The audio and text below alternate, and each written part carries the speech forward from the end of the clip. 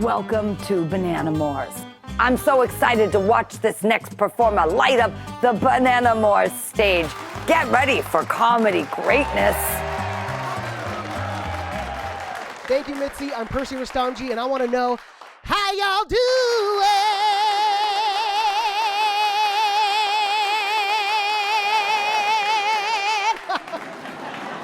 Are you guys ready for an Indian queer? So look, quarantine sucks, okay? Everything's closed. The only thing opening up slowly are relationships, all right? And if you guys think that you've had a dry spell, I have been single and celibate for 7 years. Do you guys like books? Welcome to Charlotte's Web. So I was like, I'm going on a date. I'm doing it. This is my year. I'm gonna do it. This is what we all said, right? I'm going on my first date. I'm vaccinated. It's gonna be great. So I saw this guy at a crosswalk, and he looked really cute. And so I walked up onto him, and I noticed he was scary as heck. So I walked on back. There's a jazz walk. I was like, nope, not the one. I mean, he had rippling muscles and giant biceps and veins popping out of his eye. Okay, so I was like, don't mess with that. But on his right bicep, in giant tattooed letters, was the word dancer. I was like, oh, never judge a book by its cover, unless it's Charlotte's Web. I literally turned him by his bicep. I was like, you're a dancer? I'm a dancer. Are you classically trained? I actually toured with Janet. It was Janet Reno, but still. It was a little dancer humor, which he did not understand and did not like. I looked closer because he was not reciprocating anything back to me, and his tattoo actually said danger. Okay? Not dancer. Those are two very different things. My dangerous dancer. So I jazz walked right out of that situation and onto a Tinder, where I met this great guy, and he was lovely, and the conversation was popping and flowing because that's very important. And he was from the enchanting land of Ecuador. This amazing, beautiful place. It's in South America. Did not know that. Neighbors. And he had this beautiful accent, but he was only in town for one more night. So we just had to meet. So our first date was just me and him and his entire Ecuadorian family at his godmother's 90th birthday party. Dinner on the patio. Okay, safety. And by on the patio, I mean the restaurant threw some tarp and some chairs into the street, because that's what they be doing now. They're like, it's the safest new way to eat in the middle of the street. You won't get hit by COVID, but just by a bus. And so mid-dinner, we're enjoying ourselves. He's like, Percy, I want to introduce you. It's time. Atención, atención. This is a fork. Mama, papa, tío, tía, prima, chupacabras. Everybody, come on, listen. This is my new friend, Percy. And I'm gay. I was mid-wave. I was like, hi, guys. Ooh! And I'm gay? This is the moment.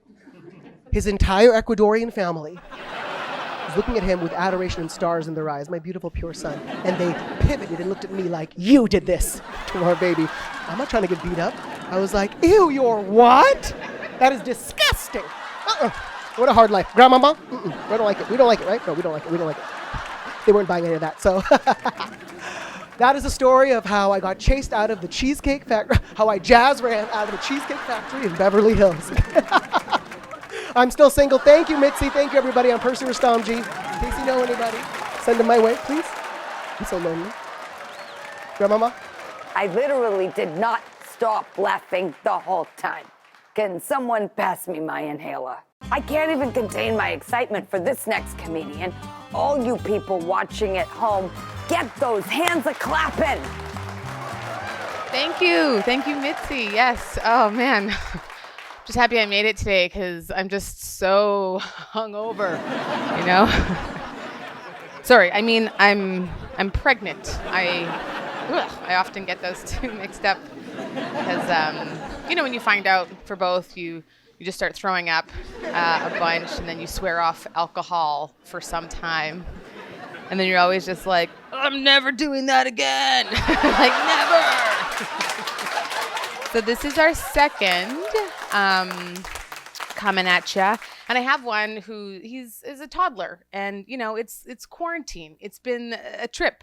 But one thing that I've learned from this is it's beautiful to be around children because you learn so much about them and about yourself. And the other day we were playing peekaboo, which is his favorite game. And we were in the living room. We were by the coffee table, and he was going down. And then he would come up, and I'd be like, oh my gosh, right? And he's delighted. And then he would go back down and he would come back up. And I was like, oh my God, you were still a baby. And he was delighted. And then one time he went down and he stayed down. And I just heard him going, and I was like, oh my gosh, are you okay? Are you okay? And I looked over the edge and he looked up at me and he was just like, and then stood back up like, it's your turn, Mom.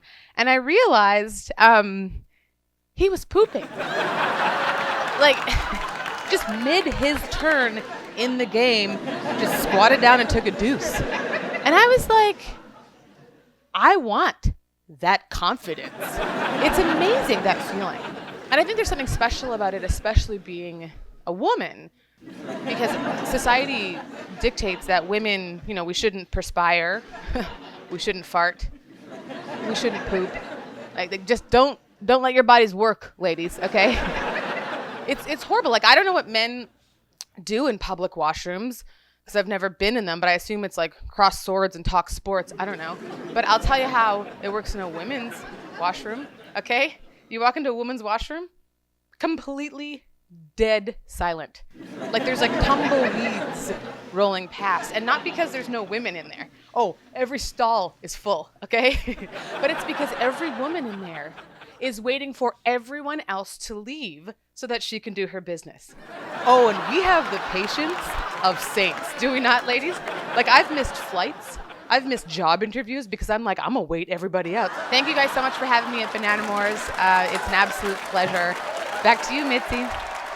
I can't even get over how much talent this person has. The Bananamore stage is lucky to have that one, I'll tell ya. If you don't know this next comedian yet, you're about to have your mind blown. Give it up for one of my favorites, Sam Taggart.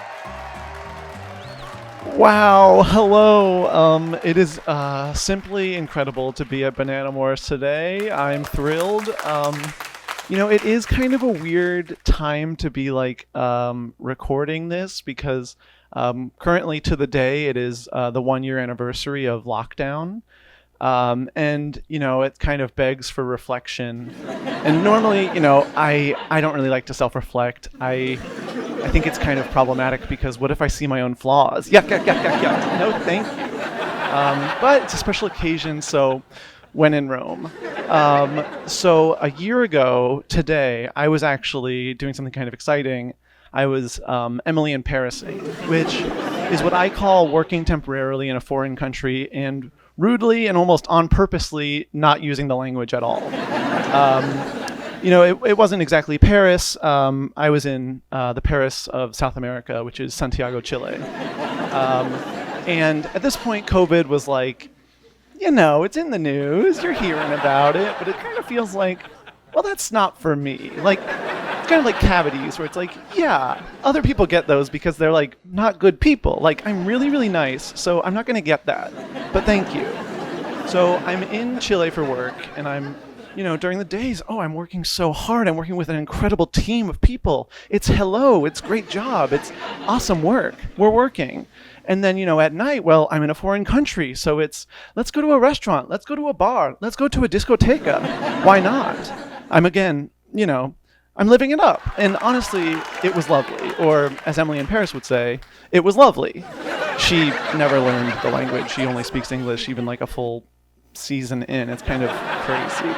But anyway, about 4 days into this lovely journey, I get the call that almost every writer, performer, actor begs for. It is the call from the HR department of a giant media conglomerate. And I pick up the phone and I am like, yes, this is he. And they're like, yeah, hi. This is regarding your recent audition. And I'm like, this is gigantic. I'm about to blow up. I'm about to pop all the way off. And they're like, yeah, so the person running that audition actually did have COVID. So you have been exposed. Yeah, so have a good day. And I tried to ask a question, and she quickly got off the phone, presumably to tell 25 other men who look and sound almost exactly like me, but some slightly hotter and some slightly less hot, that they were also exposed. So I'm in my hotel room, and I'm just like freaking out because it's like, wait, I could have this thing. I could have COVID. And then it's like, wait, if I can have COVID, that means I can get like cavities too. Like, this is so messed up. Like, my entire worldview is crumbling. And then, like, I can't even think about the cavities because I'm realizing, like, oh my God, everyone that I've interacted with, if I have it, has also been exposed. And I'm like running through each delightful little person I've met, and it's like, even if we're just counting the elderly, it's like way more people than you would expect. And so I'm fully freaking out, and I'm like, okay, it's not a huge deal. It's not a huge deal. Like, maybe if you just like, maybe it's already rampant in Chile in this situation, that would be a good thing, because, you know, I wouldn't be making a huge splash. So I look up how many people in Chile currently have COVID, and at that point, it was 10. 10 people had it. And so now I'm like, okay, not only do I have it, potentially, but I've maybe doubled or tripled the amount of people that have been exposed in the entire nation of Chile. That's bad. Like, I'm going to be like the face of evil for generations to come. I'm going to be in like kids' stories about like evil people. It's insane. I'm going to be like what the zebra mussel is to the Great Lakes region, or what Dr. Phil is to Oprah's Legacy, or I don't know, what Emily is to Parisians who hate American tourists. I'm freaking out. Eventually, I managed to get a test because, well, I know people. Yeah, I can get a test if I want to. Get over it. And it comes back negative. All good. I'm totally fine. I breathe a sigh of relief, and then I just safely go back to New York and spend basically the rest of the year in my apartment. But, you know, I've got a feeling that just like Emily in Paris season 2, I'll be coming out soon too. And even though everyone's like, no, we're good, we don't really want, you can stay, I'll be coming out soon. People may be like, no, thank you, but I'll be coming out. People are like, no, I'm good, you can stay in your apartment, but I'm coming out soon, and so is Emily in Paris too. Thank you so much. I've been Sam.